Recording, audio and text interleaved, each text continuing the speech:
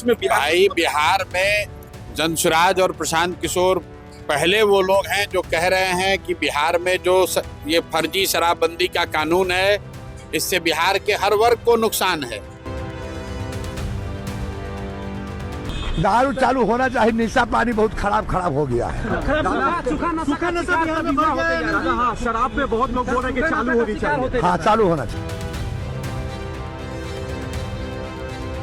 शराब नीति की रिव्यू करें, उससे दो तीन चीजें हो सकती है सर। पहला, ये जो सूखा नशा का जो उड़ता पंजाब बिहार बनता जा रहा है, उसमें कमी आएगा। शराब से जुड़ी कोई उत्पादकता हो या कोई भी तरह का काम करना, ये दंडनीय अपराध होगा। शराब जो बंद हुआ, इस नीति में आपको किस पार्टी का समर्थन नहीं लगता है? बिहार में शराबबंदी एक ऐसा मुद्दा जिस पर राजनीति भी खूब होती है और बहस भी, लेकिन अब इस शराबबंदी को लेकर एक नई रिपोर्ट बिहार की राजनीति में हलचल पैदा कर दी है। राष्ट्रीय आर्थिक अनुसंधान परिषद यानी NCAER ने सुझाव दिया है कि अगर बिहार को तेजी से आर्थिक विकास करना है तो शराबबंदी जैसे कानून को खत्म करने पर विचार किया जाना चाहिए। यानी सवाल सीधा है, क्या बिहार की तरक्की के रास्ते में शराबबंदी सबसे बड़ी रुकावट बन गई है? क्या शराबबंदी हटाकर सरकार हजारों करोड़ रुपए का राजस्व जुटा सकती है, या फिर शराबबंदी हटाना बिहार के सामाजिक ताने बाने के लिए नुकसानदायक साबित होगा? और सबसे बड़ा सवाल, क्या मुख्यमंत्री सम्राट चौधरी की सरकार NCAER की इस सलाह को मानेगी? चलिए आज पूरा मामला आसान भाषा में समझाते हैं। नमस्कार, मैं हूं सूरज झा, आप देख रहे हैं इंडिया न्यूज। सबसे पहले बात करते हैं उस रिपोर्ट की। 6 से 8 अगस्त के बीच इंडिया पॉलिसी फोरम 2026 का कार्यक्रम हुआ। इसी कार्यक्रम में बिहार के आर्थिक विकास को लेकर एक रिसर्च पेपर पेश किया गया। इस रिसर्च पेपर में कहा गया कि बिहार देश की आबादी का करीब 9% से ज्यादा हिस्सा है। 2026 में बिहार की आबादी करीब 13 करोड़ 20 लाख तक पहुंचने का अनुमान है, और अगर साल 2047 तक भारत को विकसित देश बनाना है तो बिहार की आर्थिक भूमिका बहुत बड़ी होगी, क्योंकि बिहार आबादी के हिसाब से देश का सबसे बड़ा राज्यों में है, लेकिन प्रति व्यक्ति आय और विकास के कई पैमानों पर अभी भी पीछे है। तो फिर सवाल आता है, बिहार पैसा जुटाएगा कहां से? सरकार के पास मोटे तौर पर पैसा जुटाने के कई रास्ते हैं। पहला, सामान और सेवाओं पर टैक्स, दूसरा टैक्स और रजिस्ट्रेशन फीस, और तीसरा जमीन से जुड़ा राजस्व। लेकिन NCAER के रिसर्च पेपर का कहना है कि इन रास्तों से सरकार के पास अब बहुत ज्यादा अतिरिक्त कमाई का गुंजाइश नहीं बची है। जमीन की बात करें तो बिहार में जमीन लगातार छोटे छोटे हिस्सों में बंट रही है। रिपोर्ट के मुताबिक 99% परिवारों के पास 2 हेक्टेयर से कम जमीन है, और करीब 95% लोगों के पास 1 हेक्टेयर से भी कम जमीन है। ऐसे में जमीन से सरकार की कमाई बढ़ाने की गुंजाइश भी सीमित है। अब बचता है वस्तुओं और सेवाओं पर टैक्स, और यहीं पर शराबबंदी का मुद्दा सामने आता है। शराबबंदी से कितना राजस्व गया? बिहार में अप्रैल 2016 से शराबबंदी लागू है।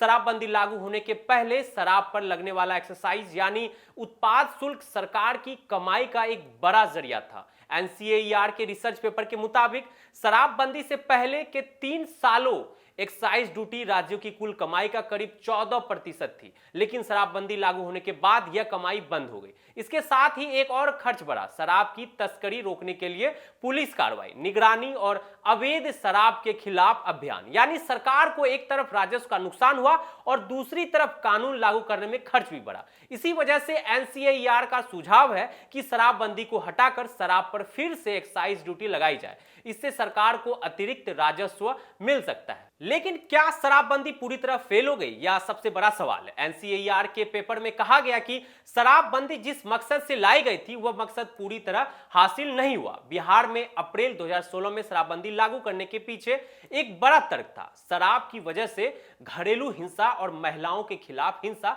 कम होगी। रिसर्च पेपर में महिलाओं के खिलाफ अपराध के आंकड़ों का हवाला देते हुए कहा गया कि इसमें उम्मीद के मुताबिक कमी नहीं आई। लेकिन इस दावे पर सभी अर्थशास्त्री एकमत नहीं है। कुछ विशेषज्ञों का कहना है कि सिर्फ अपराध के आंकड़े देखकर यह कहना सही नहीं होगा कि शराबबंदी फेल हो गई। शराबबंदी के समर्थन में क्या तर्क है? पटना यूनिवर्सिटी से जुड़े अर्थशास्त्री का कहना है कि शराबबंदी को सिर्फ सरकार की कमाई के नजरिए से नहीं देखना चाहिए। उनके मुताबिक एनएफएचएस के अलग अलग सर्वे में शराब पीने वाले पुरुषों के प्रतिशत में कमी दिखाई देती है। एनएफएचएस 4 में 15 से 49 साल के करीब 28.9% पुरुषों ने शराब पीने की जानकारी दी थी। एनएफएचएस 5 में यह आंकड़ा करीब 17% और एनएफएचएस 6 में करीब 16.5% बताया गया। यानी शराब पीने वालों की संख्या में कमी आई है और समर्थकों का तर्क है कि इसका असर परिवार और महिलाओं की सुरक्षा पर भी पड़ सकता है। लेकिन यहां एक दूसरी परेशानी भी है।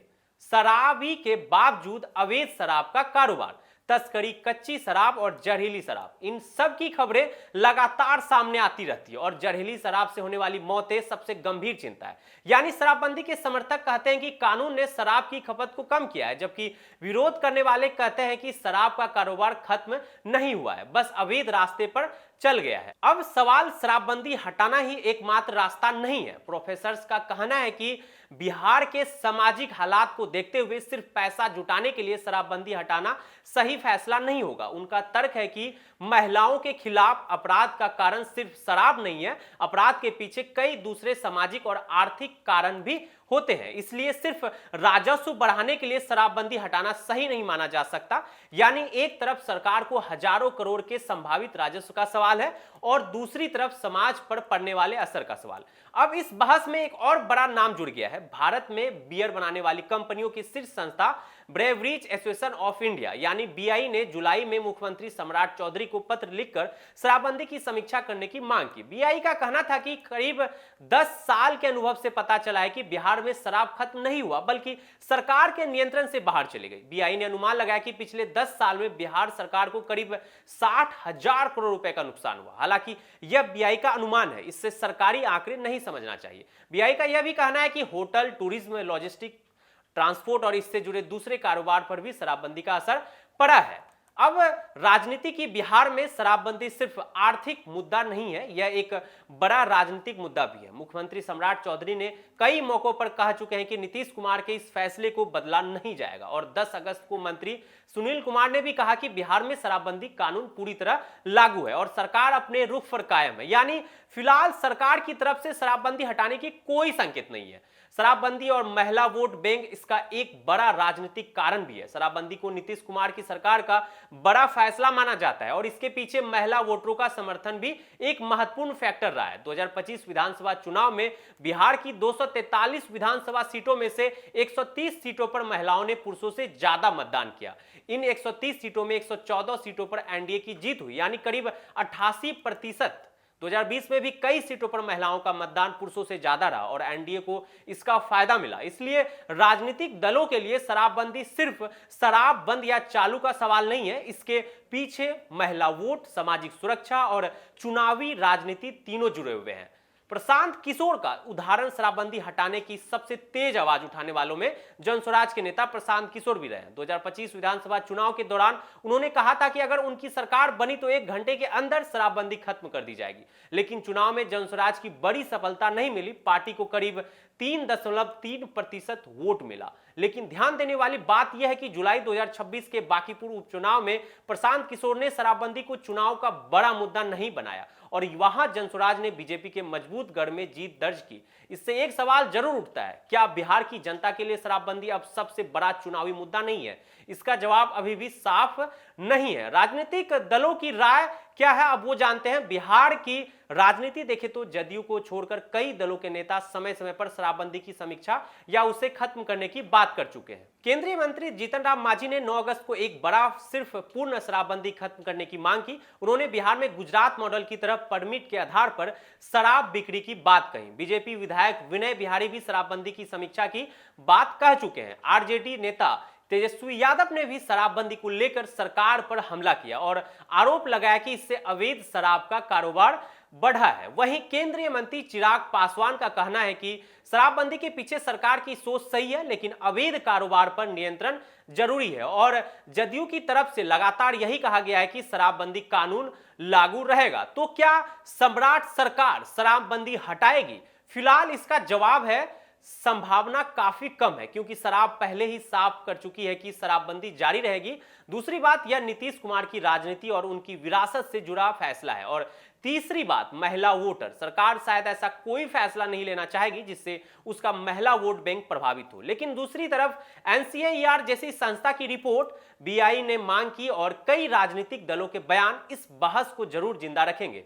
तो आखिर में पूरा मामला है क्या? बिहार के सामने दो रास्ते जैसी बहस है। पहला रास्ता है शराबबंदी जारी रखो, इससे शराब की खपत को रोकने की कोशिश जारी रहेगी, लेकिन सरकार को एक्साइज से मिलने वाला राजस्व नहीं मिलेगा और अवैध शराब व तस्करी की चुनौती बनी रह सकती है। दूसरा रास्ता, शराबबंदी में बदलाव करो, सरकार को राजस्व मिल सकता है, लेकिन इसके साथ सामाजिक नुकसान, शराब की खपत बढ़ने और महिलाओं की सुरक्षा जैसे सवाल भी सामने आ सकते हैं। और तीसरा रास्ता भी हो सकता है बीच का रास्ता, यानी गुजरात मॉडल की तरफ परमिट सिस्टम, करे नियम, शराब की बिक्री पर सख्त नियंत्रण और मिलने वाले राजस्व का बड़ा हिस्सा स्वास्थ्य, शिक्षा और महिला कल्याण में खर्च करना। लेकिन फैसला आसान नहीं है, क्योंकि सवाल सिर्फ बिहार का पैसा कितना मिलेगा का नहीं है, सवाल यह भी है कि बिहार का समाज किस दिशा में जाएगा। अब गेंद पूरी तरह सम्राट सरकार के पाले में है। NCAER ने सुझाव दे दिया है, विपक्ष और दूसरे नेता अपनी राय दे रहे हैं, लेकिन सरकार अभी शराबबंदी हटाने के मूड में दिखाई नहीं दे रही है। अब देखना होगा बिहार की तरक्की के लिए सरकार राजस्व को प्राथमिकता देती है, सामाजिक असर को, या फिर दोनों के बीच कोई नया रास्ता निकालती है। आपके क्या मानना है? बिहार में शराबबंदी जारी रहना चाहिए या गुजरात मॉडल की तरह बदलाव होना चाहिए? अपनी राय हमें कमेंट में जरूर बताएं। आप देख रहे थे इंडिया न्यूज। नमस्कार।